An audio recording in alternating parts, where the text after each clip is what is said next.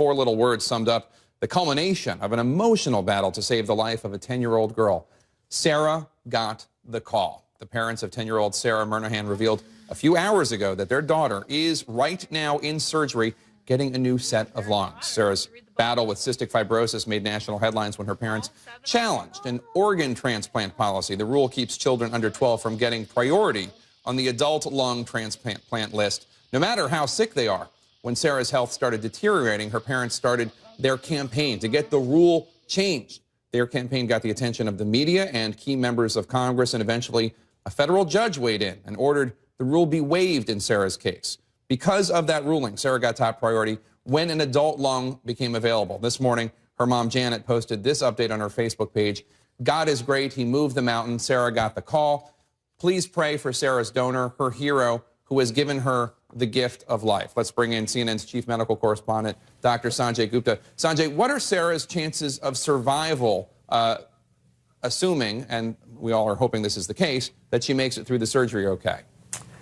Well, you know, if you take all lung transplants across the board, I mean, at about 5 years after the transplant, survival is around 50-50. So it's, you know, it's better than some transplants, Jake, but not as good as I think a lot of people would expect. The added complication here are twofold. One is that this is an adult lung we're learning that has come, that is the donor, and that lung is going to be large in size just mechanically, so it may either need to be trimmed in order for this operation to be done successfully, or just portions or lobes of the lung would be transplanted.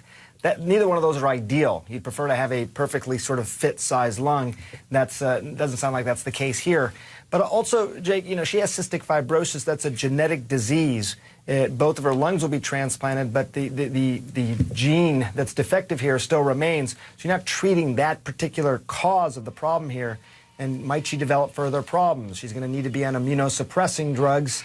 Cystic fibrosis people are already at risk of infections, so it sort of compounds things. There's not a lot of good data here, Jake. There's not a lot of these types of transplants that have been done, so it's hard to say survival overall. But those are some of the considerations, Jake. And Sanjay, obviously everyone watching, and you and I both, we're all praying for the best for Sarah.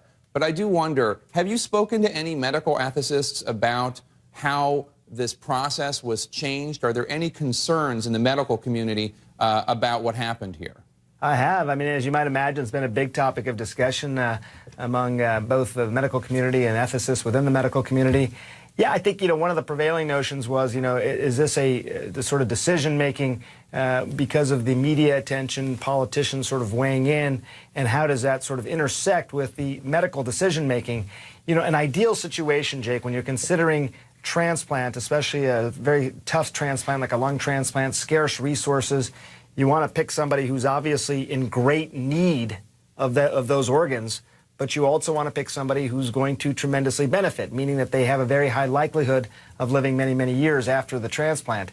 And again, it's hard here. And, you know, you have kids, I have kids, you want to do everything for your kids, but it is a real collision of that emotional sort of appeal and medical science here. And, you know, I don't know that there's an absolute right answer. We see what has happened in this particular case, but it has generated a lot of discussion, Jake. A lot of discussion, and we'll continue to talk about it. Thank you, Dr. Sanjay Gupta, so much. You got it.